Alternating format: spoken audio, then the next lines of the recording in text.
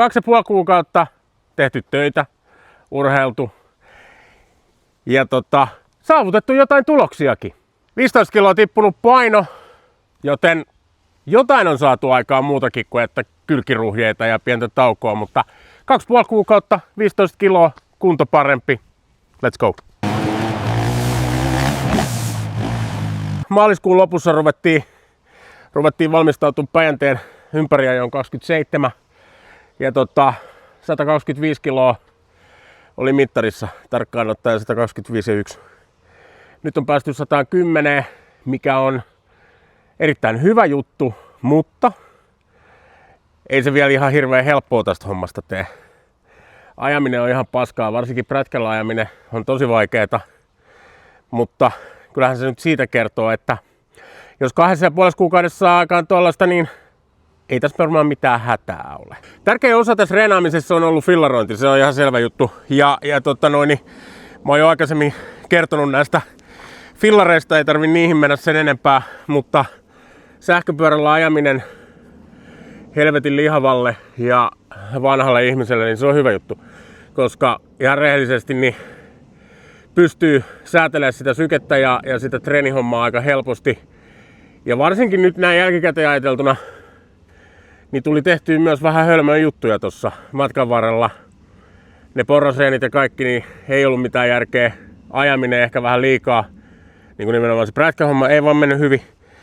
Vaikka sitä tulosta on tullut, niin ehkä siinä vähän mentiin niin kuin skidisti väärään suuntaan. Ja nyt viimeinen viikko treenattu tuon kylkivamman jälkeen, niin nyt on niin kuin oikeasti hyvä. Ajaminen fillarilla on kivaa ja niin kuin, kyllähän nämä niin kuin kuitenkin muistuttaa niin paljon toisiaan prätkän kanssa, että siinä on ihan varmasti hyötyä. Sitten tässä on niin kuin siisti juttu se, että nyt kun hommattiin lisää fillareita, niin pääsee pojan kanssa ajaa, mikä tässä on ollut sinällään hauskaa, että eka lenkki ton jätkän kanssa, niin se sanoo, että miksi sä et noin päin vittuun.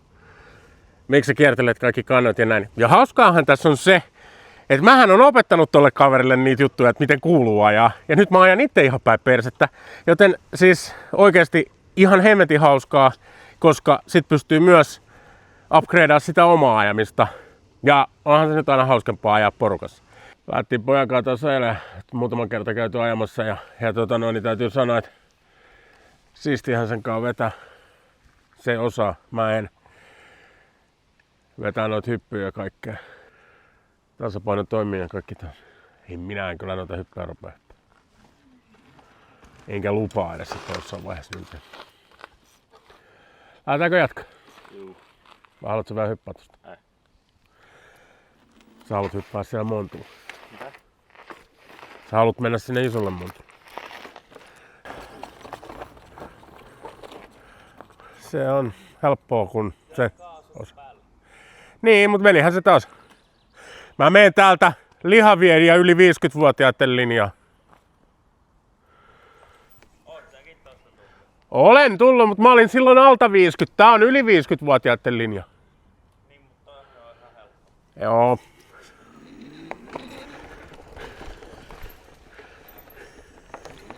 Mun on ihan hyvä näin. Ajaa täältä näitä helppoja paikkoja.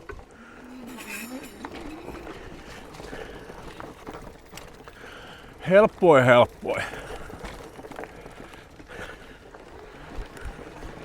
Se on vaan semmoinen. Uoplaa.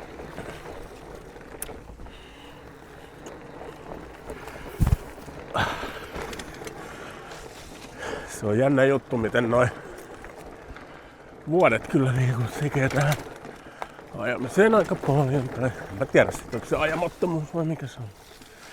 Kyllä se vaan niin.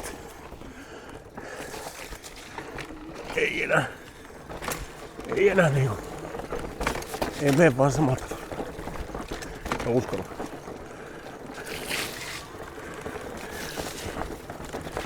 Ei mä uskalla. Mutta toisaalta menee sitä omaa vauhtia ja sit sillä niinku hyvä. Poika voi mennä niinku haluaa.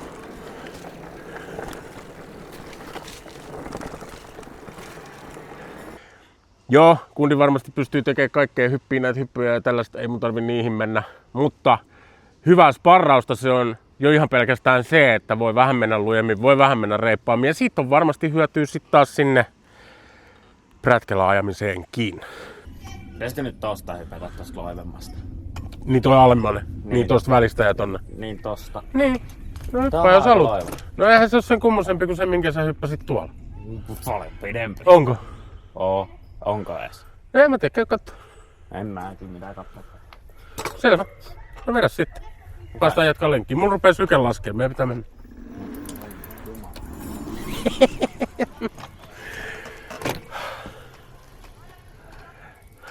Ja ihan nyt virallisesti sanottakoon, että minä en sitten yllyttänyt yhtään ketään mihinkään. Mitä? Mene vaan. En mä tiedä, se on aika loiva, en mä tiedä. Kyllähän nyt vähän vauhtia täytyy olla. Aika hyvä. Vähän lujempaa olisi voinut mennä. Vähäs. Mä vaan menin sellaisen tässä, en tiedä mitenkään mahdollisestikaan ympäri. OTB. Niin. No lähdetäänkö me nyt sit menee vai hyppäät sä vielä kerran? Hyppää nyt silleen, että se ei takaperä jää. Pidä mennä kovemmin.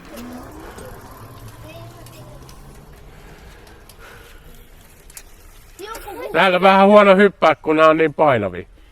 No on näilläkin mä. Ei, niillä on tosi helppo. Onko nää sähköpyörä? Oh.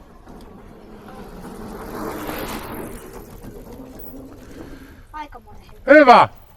Oho. Sitten voidaan mennä. Mutta sitten kun mennään siihen, että näin pudotat painoa 15 kiloa parissa kuukaudessa, niin sehän on ihan helvetin yksinkertaista. Koska mä aloitin niin, että mä tiputin kalorit jonnekin 1600, se on ehkä vähän liian vähän. Sen jälkeen niitä on nostettu jonnekin muutamaan tuhanteen, mutta kun se on oikeasti pelkkää matikkaa. Mä treenaan, nyt tällä hetkellä mä treenaan 2 kertaa päivässä, mutta hyvin kevyesti. 30 minuuttia aamulla kuntopyörää ja sen jälkeen vartin tämmönen kuntopiirimäinen, kuntopiiri-ish juttu. Eli pulskalle, vanhukselle tehtyjä lihaskuntoharjoitteita ei todellakaan nouse sinäkään syke. Eli 45 minuuttia tulee siinä ja sitten me käydään illalla ajamassa. Ja tää nyt toistuu monena päivänä viikossa. Tätä aikaisemmin niin se reeni oli ehkä aina 1 kerta, mutta sitten kuitenkin se tuli vähintään se tunti täyteen, monesti 1,5. No sit kun mennään siihen, että jos kaveri on 125 kiloa, niin kulutus on aika kova, niin eihän se laiduttaminen ihan hirveän vaikeeta ole. Joo, en ole syönyt sokereita, en ole syönyt mitään karkkia, mitään hyvää. Yhden kerran, yhtenä viikonloppuna lirautin jurrit ja vedin siinä sitten krapulapäässä vielä purkin jäätelöä. Mutta se on 2,5 kuukauteen 1 kerta. Joten ehkä se juttu tässä on se, että liikkuu, siitä tulee hyvä fiilis, samalla myös sitä kulutusta ja sitten sen jälkeen kun pitää ne kalorit siinä paristonnissa, niin ihan vitu jees. Eli voi hienosti laittaa otsikon, että näin tiputat painoa 15 kiloa muutamassa kuukaudessa, niin se ihan yksinkertaisesti vaan toimii noin. Ei siinä mitään sen ihmeellisempää ole. Mä luulen, että kovempi juttu on kuitenkin se, että saa sen kunnon kasvamaan ja se, että tässä kohtaa niin voisi sanoa, että nimenomaan malttaa tehdä sitä PK1, kun kameramies sekoo, kun siellä on hyttysiä. PK1, eli siis tosi matalalla sykkeellä, niin kyllä siitä hyvä tulee. Mutta nyt ollaan hyvässä tilanteessa. 2,5 kuukautta takana, aika monta kuukautta vielä jäljellä sinne päitsiin. Kesä voidaan tehdä niin, että ruvetaan pikkuhiljaa ajaa prätkällä enemmän. 300 kotari on Nanna, 2-tahtinen, se on hienoa. Ja enemmän prätkähommaa, mutta nämä pidetään koko ajan mukana. Ja sitä lihaskuntoa vähän enemmän. Mä veikkaan, että elokuussa ollaan 100 kilossa. Ja kuten olen aikaisemminkin sanonut, niin kun sä olet 100-kilonen, niin silloin pystyy jo ajaa prätkällä järkevästi. Ja hei, mulla on kokemusta siitä. Mulla on